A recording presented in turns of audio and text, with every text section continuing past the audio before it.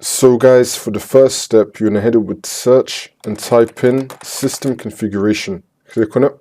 And then once you're on this, you're going to click on the services tab.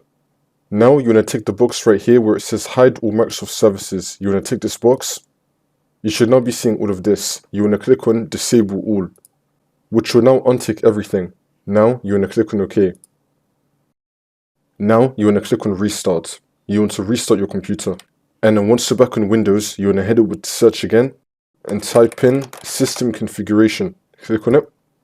And then once you're back on this, you're going to click on the services tab.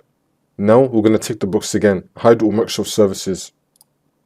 And now this time we're going to click on enable all, which is now going to tick everything, and then click on OK.